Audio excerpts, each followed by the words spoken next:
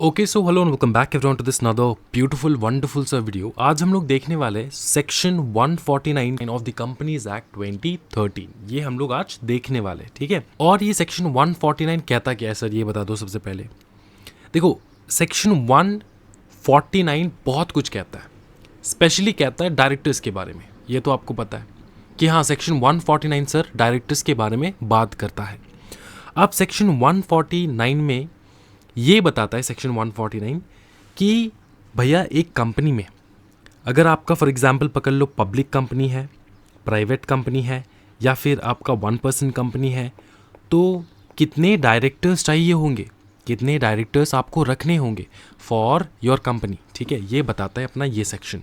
और पता है क्या बताता है ये सेक्शन बताता है हमको वीमेन डायरेक्टर्स के इम्पोर्टेंस के बारे में, ठीक है, कि कितना इम्पोर्टेंट है वीमेन डायरेक्टर्स। इसके अलावा सर यहाँ पे हम लोग इंडिपेंडेंट डायरेक्टर का पूरा जन्म कुंडली निकाल के देखते हैं। हम लोग इसी सेक्शन के अंदर, सेक्शन 149 के अंदर हम लोग देखते हैं इंडिपेंडेंट डायरेक्टर्स के बारे में। समझ में आ रहा है? तो हम लोग देखेंगे बहुत कुछ, बहुत ब्यूटीफुल सा चीज़ें ये हम लोग देखने वाले हैं। सबसे पहले हम लोग सेक्शन 149 में समझेंगे कि सर ये जो सेक्शन 149 है ना, पकड़ लो, देखो मैं आपको समझाता हूँ। पकड़ लो आपके पास है कंपनी, ठीक है, आपके पास है कंपनी, ब्यूटीफुल सा एक कंपनी है आपके पास। कंपनी तो है आपके पास, लेकिन कंपनी में इसको चलाने के लिए कौन चाहिए होगा? कंपनी को चलाने के लिए हमको चाहिए होगा डायरेक्टर्स, है ना। डायरेक्टर्स कौन? डायरेक्टर्स चाहिए होंगे सर, डायरेक्टर्स चाहिए होंगे। अब आपको कैसे पता लगेगा कि आपकी कंपनी में कितने डायरेक्टर्स चाहिए होंगे एंड कौन से डायरेक्टर्स चाहिए होंगे? ये आपको पता कैसे चलेगा? ये पता चलेगा अपने को सेक्शन 149 में। सेक्शन 149 सबसे पहले क्या कहता है पता है? सेक्शन 149 सबसेक्शन 1 कहता है सबसे पहले कि कोई भी पब्लिक कंपनी अगर है, कोई भी पब्लिक कंपनी अगर है, तो उसमें मिनिमम नंबर ऑफ डायरेक्टर्स जो चाहिए होंगे वो है 3। कितना? मिनिमम नंबर ऑफ डायरेक्टर्स जो चाहिए होंगे वो होगा 3, ठीक है। और अगर प्राइवेट कंपनी है तो मिनिमम नंबर ऑफ डायरेक्टर्स चाहिए होंगे 2। और अगर 1% कंपनी है then the minimum number of directors that is required for this company is 1 director. Understood? Clear? कोई दिक्कत वाली बात नहीं है? Okay. Now you might be thinking कि सर मिनिमम तो हम लोग समझ चुके हैं, मैक्सिमम भी बता दो कि मैक्सिमम हम लोग कितने डायरेक्टर्स रख सकते हैं एक कंपनी में। तो यहाँ पर कहा गया है कि आप मैक्सिमम 15 डायरेक्टर्स रख सकते हैं, मैक्सिमम 15 डायरेक्टर्स। तो मिनिमम नंबर ऑफ डायरेक्टर्स 3, 15, 2, 15, 1, ये तो 1 है ही, ठीक है ना, ये 1 है ही। इसमें 1% डायरेक्टर में 1 ही डायरेक्टर हो सकता है, मिनिमम चाहिए होता है, और मैक्सिमम 15। ये अंडरस्टूड? अब देखो 1% कंपनी में आप कहोगे कि सर ये तो 1% कंपनी है, मतलब 1 ही पर्सन चाहिए होगा। देखो, इस कंपनी को फॉर्म करने के लिए चाहिए 1%, लेकिन बोर्ड ऑफ डायरेक्टर्स में बहुत सारे डायरेक्टर्स हो सकते हैं, उसमें कोई दिक्कत वाली बात नहीं है। वो एक बंदा 5 आदमी को एम्प्लॉय कर सकता है, एज अ डायरेक्टर बिठा सकता है वो। समझ में आ रहा है आपको? ठीक है, ये 15 डायरेक्टर्स, ठीक है। अब ना एक बहुत स्मार्ट बच्चा आएगा और कहेगा कि सर एक चीज़ बताओ, हमने ना बहुत सारे कंपनीज़ में देखा है, हमने बहुत सारे कंपनीज़ में देखा कि सर 16, 17, 18, 22 नंबर ऑफ डायरेक्टर्स बैठे हैं सर, तो वो कैसे पॉसिबल है सर? यहाँ पे तो कंपनीज एक्ट में जो है वो मिनिमम नंबर ऑफ डायरेक्टर्स 2, 3, 1 बता के रखे हैं, and maximum number of directors 15 बता के रखे हैं। तो हम लोग उन कंपनीज़ में कैसे वो लोग 15 से ज़्यादा डायरेक्टर्स अपॉइंट करते हैं सर, ये बता दो। तो सिंपल चीज़ ये है कि कंपनीज एक्ट में उन लोगों ने समझा ये चीज़, ठीक है, लॉ मेकर्स ने समझा कि चलो 15 डायरेक्टर से बात ना बने, और डायरेक्टर्स चाहिए होंगे। तो यहाँ पर एक प्रोविज़ो बता रखा है उन लोगों ने, प्रोवाइडेड दैट, उन लोगों ने क्या बताया? Provided that a company may appoint more than 15 directors after passing a special resolution. क्या बताओ? After passing a special resolution. तो अब तक हम लोग क्या क्या सीखे, बता दो फटाफट। देखो, सिंपल चीज़ हम लोगों ने सीखा है कि सर अगर पब्लिक कंपनी है ना, तो मिनिमम नंबर ऑफ डायरेक्टर्स जो चाहिए होंगे वो होगा 3 सर, मैक्सिमम 15 सर। और अगर प्राइवेट कंपनी है ना sir, minimum number of directors चाहिए होंगे 2 और मैक्सिमम 15। एंड अगर सर 1% कंपनी है ना तो मिनिमम नंबर ऑफ डायरेक्टर्स चाहिए होंगे सर 1, मैक्सिमम 15। लेकिन सर अगर इन 15 में से भी आपको ज़्यादा डायरेक्टर्स चाहिए होंगे तो आप रख सकते हो by passing SR in GM। तो ये सारा चीज़ जो है ना, ये आपको मेमोराइज़ करने की कोई ज़रूरत नहीं है। आप मेमोराइज़ मत करो, आप समझो, सिनेरियो को समझो, दिमाग में रखो ये चीज़ कि यार एक कंपनी में सिंपल क्वेश्चन आस्क करो ना अपने आप को कि एक कंपनी में अगर चलो 3 डायरेक्टर है, पब्लिक कंपनी है और मैक्सिमम 15 डायरेक्टर्स है, अगर ज़्यादा डायरेक्टर्स चाहिए होंगे तो कितने कैसे लाएंगे? सिंपल चीज़, वो आंसर अपने आप आपको देना होगा अपने आप को कि हाँ जी, अगर ज़्यादा डायरेक्टर्स चाहिए होंगे तो SRNGM पास कर लेंगे, है ना, SRNGM पास कर लेंगे, समझे? Special resolution in general meeting, SRNGM मतलब स्पेशल रेजोल्यूशन जनरल मीटिंग। ये जो मैंने यहाँ पे नोट्स प्रोवाइड कर रखा है ना, आप लोग नोट डाउन मत करो, चुपचाप बैठ के सुनो। ये पूरा मैं अवेलेबल करवा दूंगा आपको हमारे टेलीग्राम चैनल पे, ठीक है? टेलीग्राम के चैनल पे मैं अवेलेबल करवा दूंगा, डिस्क्रिप्शन में लिंक रहेगा, वहाँ से कर लेना है। वहाँ से ज्वाइन करना है, ज्वाइन करने के बाद you will get the notes over there. अच्छा ये सर, ये नोट्स क्या हम लोग एग्जामिनेशन में पढ़ सकते हैं, कोई दिक्कत वाली बात नहीं? हाँ, ये नोट्स आप यहीं से जाके, ये पूरा एग्जैक्टली जो है ना आपके बेयर एक्ट में है, वेबसाइट में है, इंस्टीट्यूट के मटेरियल में है, सब जगह पे यही है जो है, ठीक है? तो आप ये पढ़ सकते हो, न्यू सिलेबस ओल्ड सिलेबस कोई भी, अंडरस्टूड? ओके।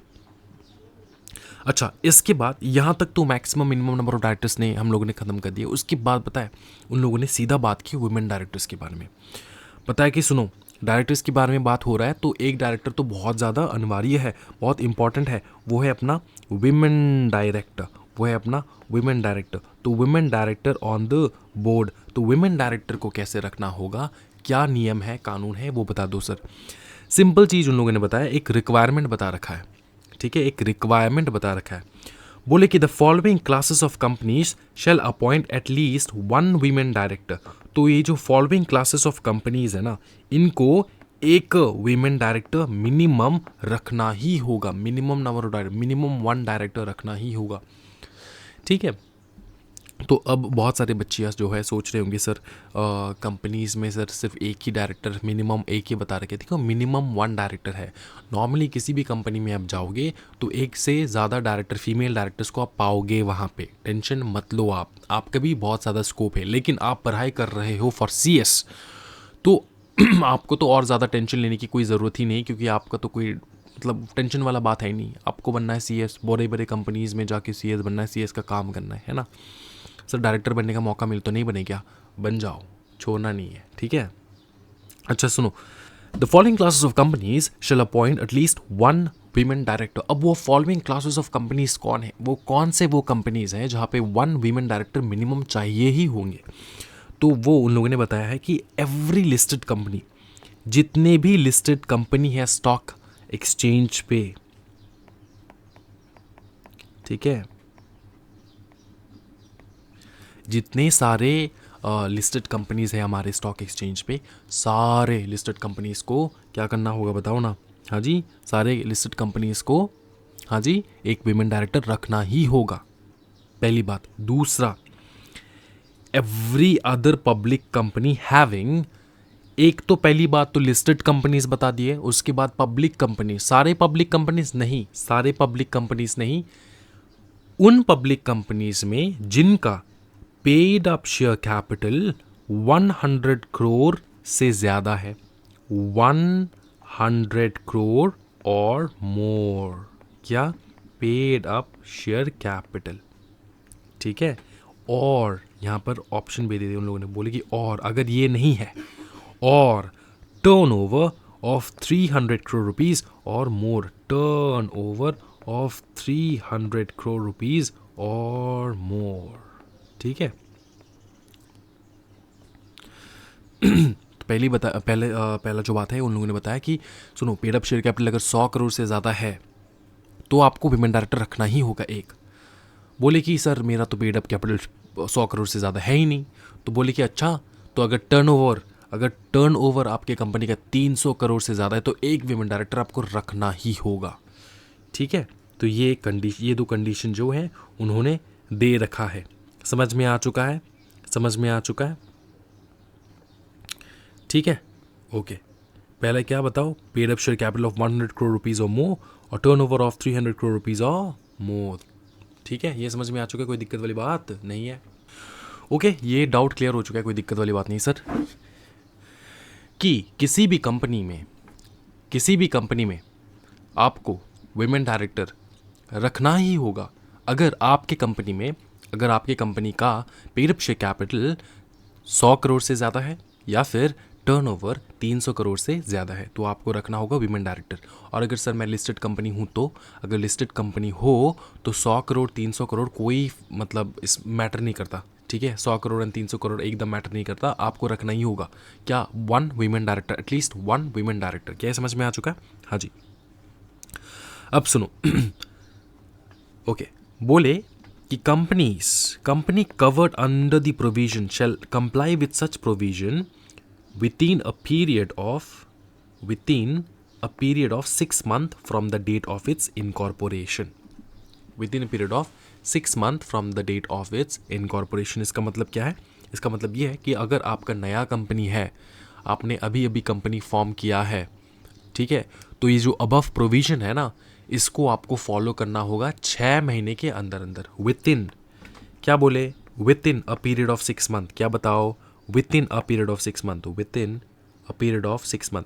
तो यहाँ पर अगर एग्जामिनेशन में पकड़ लो, क्वेश्चन अगर पूछ लिए एग्जामिनर ने कि कंपनी का 3 महीना हुआ है अभी तक इनकॉर्पोरेशन का और उसने वीमेन डायरेक्टर नहीं रखा है, या फिर हमारे डायरेक्टर्स ही नहीं बिठाए, वो जो मिनिमम नंबर ऑफ डायरेक्टर्स थे, थ्री डायरेक्टर्स, 2 डायरेक्टर्स, 1 डायरेक्टर, बिठाए ही नहीं, ठीक है, तो क्या कंपनी के ऊपर कौन सा क्या मतलब कंपनी ने गलत किया है, कंपनी के ऊपर कमेंट करो, क्या बोलना है। तो आपको इतना तो याद रखना होगा कि कंपनीज एक्ट ने बता रखा है कि मिनिमम 6 महीने का टाइम है, 6 महीने के टाइम के अंदर अंदर ऊपर वाले जो प्रोविजंस है ना उसको फॉलो कर लेना आपको, सिंपल चीज़, ठीक है। तो companies covered under the provision shall comply with such provisions within period of 6 month from the date of its incorporation. तो अगर 3 महीना हो चुका है तो और 3 महीना आपके पास है जिसके अंदर आप रख सकते हो women director, minimum number of directors भी, ठीक है ना। ये समझ में आ चुका है, कोई दिक्कत वाली बात नहीं। फिर बताए provided further that any intermittent vacancy of a women director shall be filled up by the board at the earliest but not later than immediate next board meeting or 3 months from the date of such vacancy, whichever is later। ठीक है, इन दोनों में से जो भी बाद में आता है आप उसके पहले पहले आपको अपॉइंट कर लेना होगा। इसका मतलब क्या, मैं आपको समझाता हूँ। देखो बहुत कुछ है, ठीक है, यहाँ पे आपको इंटरप्रिटेशन सीखना होगा। इंटरप्रिट कैसे करते हैं देखो, यहाँ पर बताया कि अगर देखो एक वीमेन डायरेक्टर है, उनका टेन्योर था 2019 से लेकर 2022 तक, फॉर एग्जांपल 2019 से लेकर 22 तक उनका टेन्योर था, ठीक है, बात था, एग्रीमेंट था कि आपको बैठना होगा as a director, women director, ठीक है। लेकिन उनने क्या किया, उनने बीच में उनने छोड़ के चली गई वो, ठीक है, तो वो छोड़ के चली गई। अब जो वीमेन डायरेक्टर ने इमीडिएटली, मतलब ये जो इमीडिएट वैकेंसी क्रिएट हुआ है ना इनके जाने का, ठीक है, इनने क्या क्या देखो, intermittent vacancy of a women director shall be filled up by the board. तो अगर बीच में वीमेन डायरेक्टर छोड़ के जा रही है, वैकेंसी हो चुकी है, तो बोर्ड ऑफ डायरेक्टर को भरना होगा। कब तक भरना होगा ये भी बताया उन्होंने, ठीक है। बोले कि देखो ये जो पोस्ट है ना, ये जो सिंहासन है वीमेन डायरेक्टर का, वन मिनिमम वीमेन डायरेक्टर, ये जो चेयर पे बैठ रही है, ठीक है, तो ये जो पोस्ट है, ये जो सिंहासन है, इसको ज़्यादा टाइम तक खाली नहीं रख सकते आप। बोले कि आपको भरना होगा कितने टाइम के अंदर अंदर, बोले कि इमीडिएटली जो नेक्स्ट बोर्ड मीटिंग है ना उसमें भर दो, या फिर और 3 months from the date of such vacancy, या फिर 3 महीने हो चुका है उस वैकेंसी का, ठीक है, विच एवर इज लेटर। इसका मतलब विच एवर इज अर्लियर नहीं बताया, बोले कि विच एवर इज लेटर। देखो मैं आपको समझाता हूँ, सिंपल चीज़ ये है, आपको ना ये देखो, नेक्स्ट बोर्ड मीटिंग, ठीक है, नेक्स्ट बोर्ड मीटिंग और 3 महीने हो चुके हैं उनको निकले हुए, ठीक है। विच एवर इज लेटर, इसको समझो अच्छे से। इसका मतलब ये है कि अगर पकड़ लो आपका नेक्स्ट बोर्ड मीटिंग 3 महीने के बाद है, चौथे महीने में है, चौथे महीने में है, तो आप उस चौथे महीने में ही कर सकते हो, मतलब अपॉइंट कर सकते हो, कोई दिक्कत वाली बात नहीं है। 3 महीने का डेडलाइन नहीं दिया उन्होंने बोले कि आपका नेक्स्ट बोर्ड मीटिंग जिस भी दिन है, या फिर 3 महीने जब तक एक्सपायर ना हो जाए, है ना, 3 महीने के अंदर अंदर, या फिर नेक्स्ट बोर्ड मीटिंग जो है आपका, उसमें आप जो भी लेटर आता है तब आप कर सकते हो। इसका मतलब ये है, मैं आपको समझाता हूँ, सुनो। 2 केस हो सकता है। पहला केस तो ये हो सकता है कि आपका नेक्स्ट बोर्ड मीटिंग जो है ना 3 महीने से पहले ही है, पकड़ लो परसों है, आज निकल गई कौन, विमेन डायरेक्टर, आज 9 तारीख है फॉर एग्जाम्पल, 9th को विमेन डायरेक्टर निकल गई, आपका नेक्स्ट बोर्ड मीटिंग है इसी महीने, नेक्स्ट बोर्ड मीटिंग है 25 को, तो कंपनी लॉ ने आपको ऑप्शन दिया है, कॉर्पोरेट हमारा जो ये कंपनी लॉ है उन्होंने आपको ऑप्शन दिया है, ठीक है। एक्ट ने ऑप्शन दिया, एक्ट ने बोला है कि सुनो, भागा दौड़ी करने की ज़रूरत नहीं है, 25 तारीख को ही आपको बिठाना होगा, ऐसा कोई मैंडेटरी नहीं है, अभी तक 3 महीने नहीं हुआ है ना, तो आराम से कोई टेंशन वाली बात नहीं है, ठीक है। क्या आप कर सकते हो 25 को, क्या आप कर सकते हो? हाँ कर सकते हो, हाँ कर सकते हो, कोई दिक्कत वाली बात नहीं है उसमें, ठीक है, कोई दिक्कत वाली बात नहीं है, आप कर सकते हो, 25 को भी अपॉइंट कर सकते हो, लेकिन उन्होंने ऑप्शन दे दिया कि 3 महीने अभी तक एक्सपायर नहीं हुआ है ना, तो आराम से आप कर सकते हो, ठीक है। नेक्स्ट मंथ भी कर सकते हो आप, टेंशन वाली बात नहीं, विच एवर इज लेटर, ठीक है ना, विच एवर इज लेटर। अब देखो, ऐसा भी हो सकता है कि 3 महीने कंप्लीट हो चुका है लेकिन आप लोगों ने बोर्ड मीटिंग बुलाया ही नहीं, तो नेक्स्ट बोर्ड मीटिंग आपका कब है, कब आप लोगों ने डिसाइड किया है नेक्स्ट बोर्ड मीटिंग का, तो आप लोगों ने अगर चौथे महीने में डिसाइड किया है नेक्स्ट बोर्ड मीटिंग, ठीक है, नेक्स्ट बोर्ड मीटिंग अगर आपने चौथे महीने में डिसाइड किया है कि चौथे महीने में हम लोग बोर्ड मीटिंग करेंगे, तो तब आप अपॉइंट कर सकते हो, कोई टेंशन वाली बात नहीं है। 3 महीने एक्सपायर हो चुका, कोई दिक्कत वाली बात नहीं है, लेकिन आपका जो नेक्स्ट बोर्ड मीटिंग है वो एक्सपायरी के बाद आ रहा है, 3 महीने के बाद आ रहा है, ठीक है ना। 4th महीने में आपने अपना जो है मीटिंग हेल्ड करने की बात की, तो उस मीटिंग में आपको अपॉइंट करना होगा अपना विमेन डायरेक्टर। क्या ये समझ में आ चुका है? फिर से आपको समझा रहा हूँ, देखो। A women director, vacancy of a women director shall be filled up by the board at the earliest but not later than immediate next board meeting or 3 months from the date of such vacancy whichever is later, 3 months from the date of such vacancy whichever is later, ठीक है। But not later then, मतलब इससे तो late नहीं होना चाहिए next board meeting, या फिर आपका जो 3 महीने अभी तक हुआ नहीं है ना, 3 महीने अभी तक एक्सपायर नहीं है, इन दोनों के, अगर आपका नेक्स्ट बोर्ड मीटिंग पकड़ लो परसों है और 3 महीने जो है वो 1 महीने बाद ख़त्म हो रहा है, इन दोनों का एक्सपायरी के बाद आपको अपॉइंट करना है, ऐसा नहीं है, आपको अपॉइंट करना है इन्हीं दोनों टर्म्स के अकॉर्डिंग, ठीक है, नॉट लेटर देन। ऐसा नहीं होना चाहिए कि बोर्ड मीटिंग भी हो चुका है आपने अपॉइंट नहीं किया, 3 महीने भी खत्म हो चुके हैं आपने अपॉइंट नहीं किया, ऐसा नहीं होना चाहिए, ठीक है। उन्होंने चॉइस दे दिया आपको, एक्ट ने बोले कि या तो आप नेक्स्ट बोर्ड मीटिंग में बिठा लो और 3 months from the date of such vacancy whichever is later, जो भी लेटर में आ रहा है, ठीक है, विच एवर इज लेटर, आप आराम से अपॉइंट कर सकते हो। क्या ये समझ में आ चुका है? कोई दिक्कत वाली बात नहीं है सर, बहुत ईजी। देखो दिक्कत तो होना नहीं चाहिए कुछ भी। अच्छा, नेक्स्ट बोले, every company existing on or before the date of commencement of this act shall within 1 year from such commencement comply with the requirement of the provisions of subsection 1। Subsection 1 मतलब इस subsection के बारे में बात कर रहे हैं, ये सबसेक्शन 1 के अंदर सब कुछ आ जाता है, ये सारा आ जाता है, ठीक है। अच्छा, एक चीज़ सुनो अच्छे से, ये जो प्रोविज़न यहाँ पे उन लोगों ने मेंशन कर रखा है ना, ये जो प्रोविज़न लोगों ने मेंशन कर रखा है यहाँ पे, देखो ये वाला जो प्रोविज़न लोगों ने मेंशन कर रखा है ना, ये इग्नोर करके चल सकते हो आप। क्यों सर, क्यों इग्नोर करना है? क्योंकि ये इसमें बताया कि अगर every company existing on or before the date of commencement of this act, इस एक्ट से पहले अगर आपका कंपनी बन चुका है तो आपके पास 1 साल का समय है इस सेक्शन को, इस सबसेक्शन को कंप्लाई करने के लिए। समझ में आ रहा है? समझ में आ रहा है? नहीं समझ में आ रहा है? देखो, every company existing on or before the date of commencement of this act, ठीक है, on or before the commencement of this act, ठीक है, ये नया एक्ट लाए, तो नया एक्ट लाए तो जो ये एक्ट लाने से पहले जो कंपनीज थे उनको तो टाइम देना होगा ना इसको कंप्लाई करने के लिए, तो कितना समय दिए? 1 ईयर। और जो अभी नए कंपनीज बन रहे हैं उनको कितने समय दिए? उनको तो भैया ये देखो सीधा सीधी बता दिए 6 month from the date of incorporation. जो नए कंपनीज बन रहे हैं अभी, तो ये एक्ट तो आया था 2013 को, 2013 को आया ये एक्ट, समझे? उसके बाद जितने भी कंपनीज बन रहे हैं उनको 6 महीने का समय मिल चुका है या फिर मिल रहा है। और इससे पहले जितने भी कंपनीज थे, 2013 से पहले जितने भी कंपनीज थे उनको तो 1 साल का टाइम मिल ही चुका है। 2013 से लेकर 2014 तक का समय ये कंप्लाई करने के लिए 1 साल का पीरियड।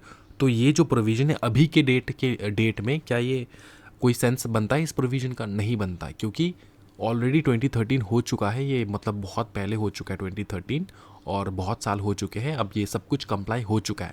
अब फ़िलहाल इस मोमेंट पे कोई प्रोविज़न अगर रेलेवेंट है तो वो प्रोविज़न है ये 6 मंथ वाला प्रोविज़न, मतलब जो भी अभी नए कंपनीज बन रहे हैं उनके ऊपर, ठीक है ना? 6 महीने का टाइम हो चुका है, ठीक है। उसके बाद देखो यहाँ पर क्या बताया, देखो, every company shall have at least 1 director, ये ना रेसिडेंट डायरेक्टर के बारे में बात कर रहा है, देखो अच्छे से। 1 director who has stayed in India for a total period not less than 182 days during the financial year, ठीक है। आपका कंपनी है, ठीक है, आपके कंपनी को कंपनी हम तभी बोलेंगे, आपके कंपनी को कंपनी हम तभी बोलेंगे जब आपके कंपनी में एक हिंदुस्तानी डायरेक्टर रहेगा। समझ में आ रहा है ना? हर एक कंपनी में, हर एक रजिस्टर्ड इंडियन कंपनी में, ठीक है, आपको एक रेसिडेंट डायरेक्टर तो रखना ही होगा। और अगर आपका फॉरेन कंपनी है, पकड़ लो, मतलब फॉरेन में जन्म लिया कंपनी जो इंडिया में बिजनेस कर रहा है, अभी कोई भी कंपनी ले लो, कोका कोला ले लो, KFC ले लो, जो भी आपके लैंग्वेज में जो भी कंपनी आपको सूझता है वो कंपनी के बारे में सोचो, ठीक है। उनका प्लेस ऑफ बिजनेस है इंडिया में, और उनने जन्म कहाँ पे लिया? फॉरेन में, तो इसलिए उनको कहा जाता है फॉरेन कंपनी। उनको भी एक रेसिडेंट डायरेक्टर रखना होगा। क्या बोले? Every company shall have at least 1 director who has stayed in India for a total period of not less than 182 days during the financial year, ठीक है। इसका मतलब क्या है? इसका मतलब सिंपल ये है कि आपको ऐसा डायरेक्टर रखना होगा, आपको ऐसा डायरेक्टर एक रखना होगा जो इंडिया में 182 डेज रह चुका है ड्यूरिंग दी फाइनेंशियल ईयर। समझ में आ रहा है? फाइनेंशियल ईयर में वो उसने 182 डेज रह रहा है, कहाँ पे? इंडिया में। समझ में आ रहा है ना? तो क्या बताए फिर से बताओ। Every company shall have at least 1 director who has stayed in India, वो रह चुका है इंडिया में for a total period not less than 182 days. 182 days कितना बताओ ना? 182 days during the financial year. समझ में आ रहा है? ड्यूरिंग द फाइनेंशियल ईयर उसने 182 डेज इंडिया में रह। इसका मतलब क्या? ये क्यों लाया गया? इसका मतलब सिंपल चीज़ ये है कि देखो, इंडिया में ना क्या होता है कि डायरेक्टर्स लोग क्या करते हैं पता है? कि सारे डायरेक्टर्स ना इंडिया में कंपनी खोल के बाहर विदेश में जाके बैठे रहते हैं, और यहाँ पे कोई दूसरे इंसान को अपॉइंट कर देते, बोलते तू संभाल लेना। ऐसा नहीं होना चाहिए। आपका अगर कंपनी है तो यहाँ पर एक बंदा तो होना ही चाहिए जो साल में कम से कम 182 डेज रह रहा है इंडिया में। ऐसा एक डायरेक्टर तो होना ही चाहिए। कोई भी डायरेक्टर हो सकता है, कोई दिक्कत वाली बात नहीं। आज आप, कल कोई और, लेकिन होना ही चाहिए। 182 डेज़ के लिए बैठना ही चाहिए उसको इंडिया में, ठीक है। समझ में आ रहा है ना? ये इस बात का ध्यान रखना है। से in India for not less than 182 days. तो अब तक हम लोगों ने क्या क्या सीखा? देखो, हम लोगों ने सीखा है कि सर जो मिनिमम नंबर ऑफ डायरेक्टर्स है ना, वो 3-1 है, 3-1, फिर से बताओ 3-1 है, मैक्सिमम 15, उससे ज़्यादा ले सकते हैं हाँ, कैसे, SRNGM पास करके। मेरे साथ रिपीट करो, maximum minimum number of directors बता दो फटाफट। 3-1, 3 मतलब पब्लिक कंपनी, 2 मतलब प्राइवेट कंपनी, 1 मतलब 1 person company, maximum number of directors 15। क्या सर 15 डायरेक्टर से ज़्यादा रख सकते हैं हम लोग? हाँ जी रख सकते हैं। क्या करके? SRNGM पास करके, मतलब special resolution and board meeting में पास करके। क्या है, समझ में आ रहा है? हाँ सर, हम लोगों ने वुमेन डायरेक्टर के बारे में पढ़ा है। वुमेन डायरेक्टर में हम लोगों ने पढ़ा है कि सर ये जो वुमेन डायरेक्टर है ये भी सर सेक्शन 149 गवर्न करता है। और 149 क्या कहता है पता है? 149 कहता है कि अगर आपका एक लिस्टेड कंपनी है, अगर आपका एक लिस्टेड कंपनी है, या फिर अगर आपका कोई पब्लिक कंपनी है जिसका पेड अप शेयर कैपिटल है 100 करोड़ से ज़्यादा, या फिर आपका कोई भी पब्लिक कंपनी है जिसका टर्नओवर है 300 करोड़ से ज़्यादा। क्या बताओ? 300 करोड़ से ज़्यादा। अगर आपका पब्लिक कंपनी है जिसका पेड अप शेयर कैपिटल है 100 करोड़ से ज़्यादा, एंड अगर आपका पब्लिक कंपनी है जिसका टर्नओवर है 300 करोड़ से ज़्यादा, कोई भी एक अट्रैक्ट कर रहा है, तो आपको वुमेन डायरेक्टर रखना होगा। आपको वुमेन डायरेक्टर रखना ही होगा सर, ये हम लोगों ने सीखा है। और सर ये जो प्रोविज़न है ना, ये कितने टाइम के अंदर अंदर आपको लागू कर लेना है? हाँ जी सर, 6 महीने के अंदर अंदर। ठीक है, 6 महीने, नए कंपनी हो 6 महीने के अंदर अंदर। पुराने कंपनीज को तो क्या ही बताए, उनको तो पता ही है, उनके पास वुमेन डायरेक्टर है ही। नया कंपनी है, नया कंपनी खोलने जा रहे हो, 6 महीने के अंदर कंप्लाई कर लेना है। क्या ये समझ में आ रहा है? हाँ सर ये समझ में आ रहा है, कोई दिक्कत वाली बात नहीं है। अगर वैकेंसी हो गया सर, अगर वुमेन डायरेक्टर का वैकेंसी हो रहा है ना, अगर मिडिल में वुमेन डायरेक्टर छोड़ के चली गई फॉर एग्जाम्पल, तो अगर जा रही है तो जाने दो, जा रही है तो जाने दो, कोई दिक्कत वाली बात नहीं है। अपने पास बहुत सारे वुमेन्स है, वुमेन डायरेक्टर है, तो उनको अपॉइंट कर लेना है। उसके जगह उनके जगह किसी दूसरे वुमेन डायरेक्टर को अपॉइंट कर लेना है। लेकिन सर अपॉइंट तो कर लेंगे, टाइम पीरियड बता दो ना। टाइम पीरियड सिंपल चीज़ है, नेक्स्ट बोर्ड मीटिंग। ठीक है, नेक्स्ट बोर्ड मीटिंग, या फिर 3 महीने एक्सपायरी जिस दिन से उसने छोड़ा है उससे 3 महीने के अंदर अंदर, या फिर आपका नेक्स्ट बोर्ड मीटिंग जो विच एवर इज़ लेटर, जो भी बाद में हो रहा है। अगर 3 महीने बाद में एक्सपायर हो रहा है और मीटिंग आज हो रहा है, तो 3 महीने मीटिंग के बाद दूसरे मीटिंग में भी आप रख सकते हो, कोई दिक्कत वाली बात नहीं है। लेकिन इस बात का ध्यान रहे कि ऐसा नहीं होना चाहिए कि आपका बोर्ड मीटिंग भी निकल चुका है, 3 महीने भी ख़त्म हो चुका है, लेकिन आपने वुमेन डायरेक्टर रखा ही नहीं है। ऐसा नहीं होना चाहिए। ठीक है, समझ में आ रहा है ना? तो वुमेन डायरेक्टर का यही रिक्वायरमेंट है। अगर बीच में से निकल रही है, बीच से अगर जा रही है, अगर बीच से जा रही है तो जाने दो, पकड़ो मत, उसको बोलो मत, उसको बुलाओ मत, कुछ नहीं होने वाला। ठीक है, जाने दो, उनको जाना है, जाने दो। आपको क्या करना है? रीअपॉइंट करना है। किसको? दूसरे वुमेन डायरेक्टर को। अब दूसरे वुमेन डायरेक्टर जब आप अपॉइंट करोगे, कब अपॉइंट करोगे? देखो, अगर आपका मन कर रहा है कल के कल अपॉइंट कर लो तो करके कर, देरी नहीं करना चाहिए। वुमेन डायरेक्टर के केस में देरी नहीं करना चाहिए। जगह खाली है, जगह खाली है, हाँ जी, तो बिठा दो। समझ में आ रहा है? कब सर? नेक्स्ट बोर्ड मीटिंग कब है? हाँ जी परसों है सर, तो परसों बिठा दो। सर परसों वो नहीं बिठाने का मन है, कुछ दिन बाद, हाँ ठीक है, लेकिन 3 महीने एक्सपायर नहीं होना चाहिए। समझ में आ रहा है ना? हाँ जी, विच एवर इज़ लेटर, दोनों में से कोई भी लेटर। अंडरस्टूड, ये तो समझ में आ चुका है आपको, कोई दिक्कत वाली बात नहीं है सर। और उसके बाद बताओ ना सर, उसके बाद ना हम लोगों ने सीखा है कि सर ये जो अपने डायरेक्टर्स हैं ना कंपनी में, एक कंपनी में इतने सारे डायरेक्टर्स हैं, इनमें से कम एक डायरेक्टर को तो भाई मेरे इंडिया में रह के काम करना होगा कम से कम 182 डेज तक। 182 डेज एक रेसिडेंट डायरेक्टर आपको रखना होगा, एक रेसिडेंट डायरेक्टर आपको रखना होगा। इसको कहा जाता है रेसिडेंट डायरेक्टर। एक रेसिडेंट डायरेक्टर आपको रखना होगा जो इंडिया में बैठा हुआ है 182 डेज तक। ठीक है ना? हम लोग क्या पढ़ रहे हैं सर? हम लोग पढ़ रहे हैं section 149 companies to have board of directors. बोले कि सेक्शन 149 कहता है भैया कंपनी में डायरेक्टर बहुत इंपॉर्टेंट है। अब आप पूछोगे कितने, कौन से डायरेक्टर, क्या डायरेक्टर, कितने डायरेक्टर रखेंगे, तो वो सारा एक्सप्लेनेशन दिया है सेक्शन 149 में। हम लोग पढ़ रहे हैं, सब सेक्शन 1 खत्म किए। उसके बाद आता है अभी सब सेक्शन 2 में तो हम लोग ने देख चुके, सेक्शन 3 में तो हम लोग रेसिडेंट डायरेक्टर पढ़ चुके। उसके बाद प्रोवाइडेड, यहाँ पर और एक चीज़ बताया, देखो ना फर्दर हम लोग जा रहे हैं। ठीक है, आप हो मेरे साथ, कोई दिक्कत वाली बात नहीं है, समझ में आ रहा है? ऐसा नहीं है कि मतलब डाउट हुआ है, कोई डाउट नहीं है। ठीक है, provided that in case of a newly incorporated company the requirement under this subsection shall apply proportionately at the end of the financial in which it is incorporated. अगर आपका न्यूली इनकॉर्पोरेटेड कंपनी है तो resident director कैसे रखे? Newly आपको क्या बताए कि ऐसा डायरेक्टर रखो जो इंडिया में 182 डेज रह चुका है फिनेंशियल ईयर में। समझ में आ रहा है? तो नया कंपनी है, अभी खोले हो, आपका फिनेंशियल ईयर ख़त्म ही नहीं हुआ है। ठीक है ना? आपका तो एक फिनेंशियल ईयर ख़त्म ही नहीं हुआ है, अभी जस्ट खोले हो, तो ऐसे कौन से डायरेक्टर को हम लोग बिठाए जिसका तो उनने यहाँ पर बोले कि ये जो प्रोविजन है ये आपके ऊपर लागू होगा फ्रॉम नेक्स्ट ईयर, ठीक है, अब नहीं, next year. Provided that in case of a newly incorporated company, the requirement under this subsection shall apply proportionately at the end of the financial year in which it is incorporated. जिस साल में आपने incorporate किया, जिस साल में आपने incorporate किया, उस साल का जो फाइनेंशियल ईयर है, उस साल का, उसको हम लोग फाइनेंशियल ईयर कहेंगे ना. फाइनेंशियल ईयर जब एंड हो रहा है, ठीक है, उसके बाद से ये अप्लाई होगा, ठीक है. शेल अप्लाई समझ में आ रहा है. एक साल बाद अप्लाई होगा आपके ऊपर. ये कंप्लीट समझ में आ चुका है. अब नहीं, क्योंकि यहाँ पर बोले कि ऐसे डायरेक्टर को बिठाओ जो 182 डेज बैठ चुका है ऑलरेडी. 182 डेज बैठ चुका है ऑलरेडी इंडिया में. समझ में आ रहा है? हाँ जी हाँ. ओके, चलो आगे बढ़ते. ये कट कर दो.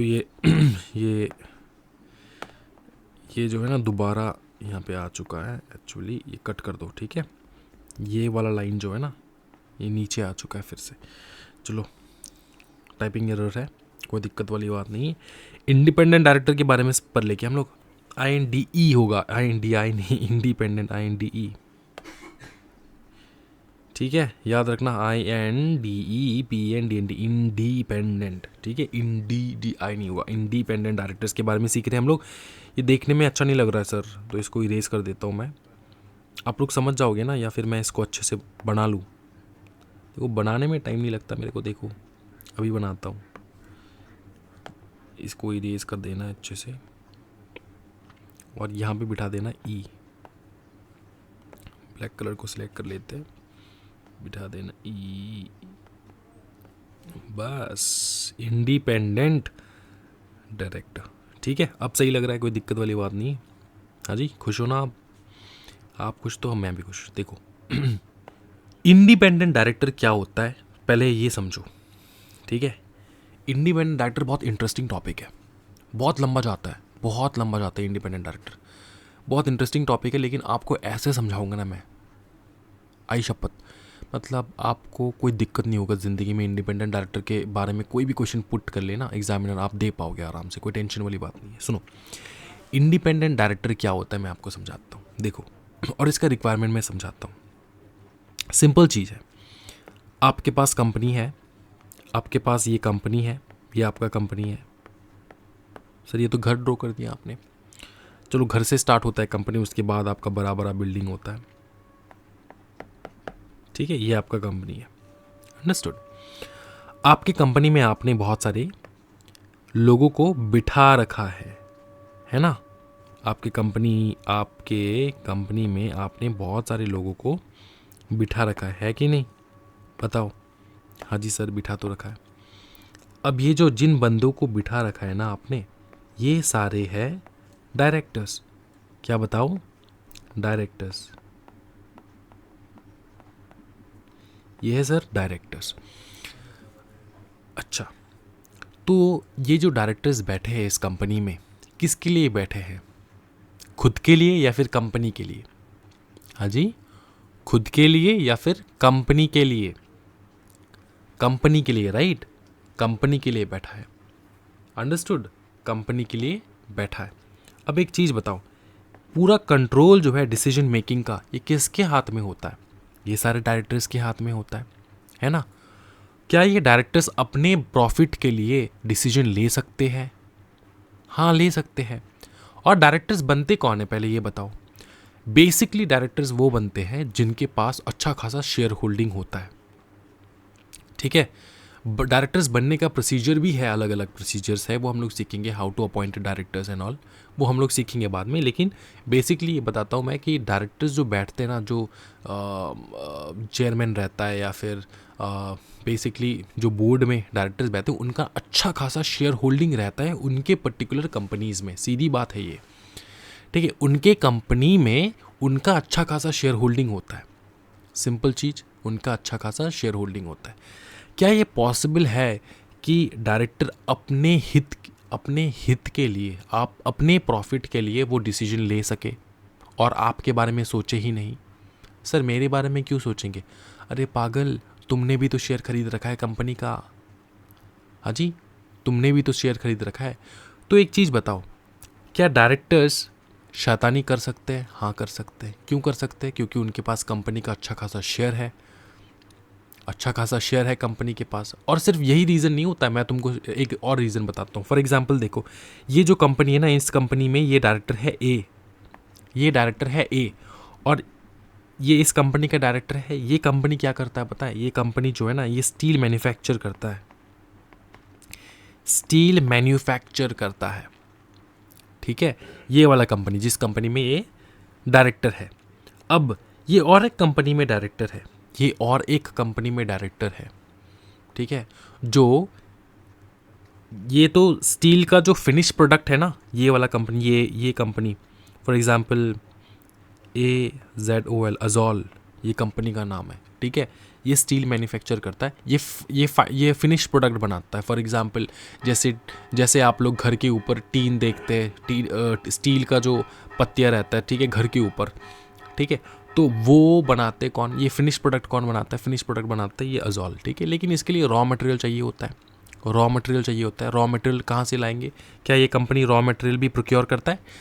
क्या ये बनाता है रॉ मटेरियल, या फिर वो जनरेट करता है रॉ मटेरियल? क्या नहीं, ये प्रोक्योर करता है कंपनी रॉ मटेरियल किसी सेकेंड पार्टी से, ठीक है ना, किसी दूसरे कंपनी से प्रोक्योर करता है। अब फॉर एग्जांपल ये जो ए है ना, ये एक दूसरे कंपनी में भी डायरेक्टर है, ठीक है। सर एक बंदा दो कंपनी में डायरेक्टर बन सकता है? भाई बहुत सारे कंपनीज में डायरेक्टर बन सकते हैं, 20 टोटल 20 कंपनी में डायरेक्टर बन सकते हैं एक टाइम पे, ठीक है। प्राइवेट, अब पब्लिक के लिए 10, ठीक है। ऐसे मतलब उसका भी है एक चीज़ जो मैं आपको बाद में बताऊंगा, अभी नहीं बताऊंगा क्योंकि वो मिक्स हो जाएगा चीज़ें, ठीक है। इतना समझ में आ रहा है? तो ये स्टील मैन्युफैक्चर करता है कंपनी, फाइनल प्रोडक्ट गुड बनाता है, फाइनल गुड बनाता है, और इसको रॉ मटेरियल चाहिए होता है। और वो दूसरे कंपनी फॉर एग्जांपल RAWNAL, रॉनल करके एक कंपनी है, इससे ये अपना जो ये कंपनी है जिससे ये अपना रॉ मटेरियल जो है ना वो प्रोक्योर करता था। ये प्रोक्योर करता था रॉ मटेरियल रॉनल से, उसके बाद ये फिनिश गुड बनाता अजोल। अब ये जो ए वाला डायरेक्टर है ना, ये और एक कंपनी में डायरेक्टर है जिसका नाम है जेंटोल, ZENTOL, जो ये भी रॉ मटेरियल जो है ना ये प्रोवाइड करता है, ये भी रॉ मटेरियल का बिजनेस करता है स्टील मैन्युफैक्चरिंग के लिए, ठीक है। अब ये जो ए है ना, ये जेंटोल में ये डायरेक्टर है, समझे? ये जेंटोल में डायरेक्टर है, ठीक है। जेंटोल कंपनी अच्छा नहीं है, अच्छा नहीं है, ठीक है। जेंटोल कंपनी अच्छा नहीं है, अच्छा रॉ मटेरियल प्रोड्यूस नहीं करता।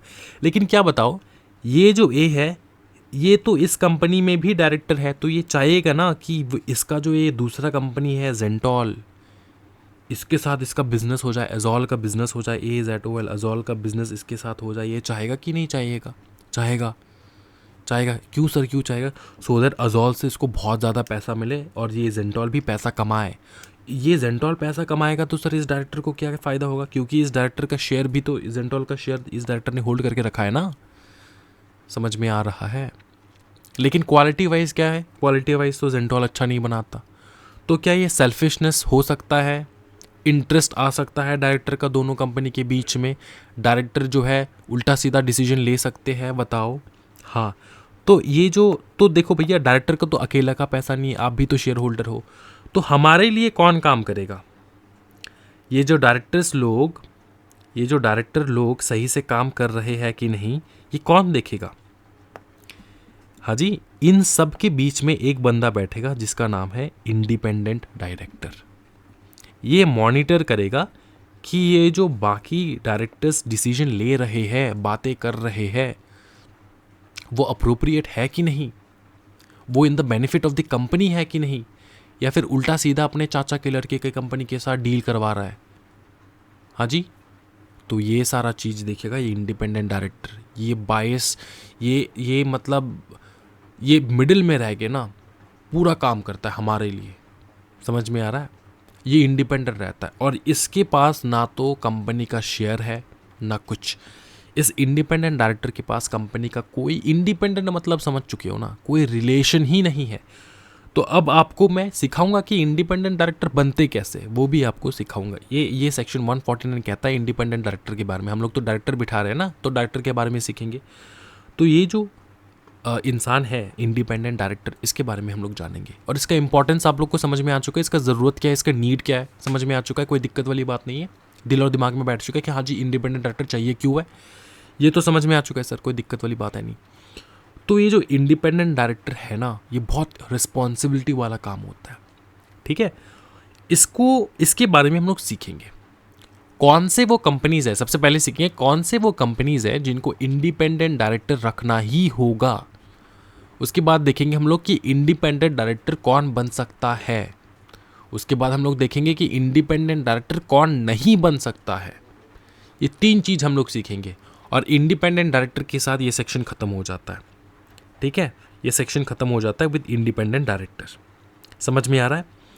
ये जो सेक्शन है ना, ये 2 क्लास में ख़त्म होगा, एक क्लास में ख़त्म नहीं होगा, क्योंकि मैं क्लास को बहुत ज़्यादा लंबा नहीं लेकर जाऊँगा। अगर बहुत ज़्यादा लंबा लेकर जा चुका हूँ तो ये क्लास जो है बोरिंग हो जाएगा, है ना। इसलिए इसको शॉर्ट रखते हैं, 30 मिनट्स का 35 मिनट्स का रखते हैं। उसके बाद नेक्स्ट क्लास में हम लोग पूरा ये इंडिपेंडेंट डायरेक्टर कंप्लीट कर लेंगे, ठीक है। सेक्शन 149 नेक्स्ट क्लास में कंप्लीट करते हैं। अगर आप लोग नए हो इस चैनल में तो ज़रूर सब्सक्राइब कर लेना अभी के अभी।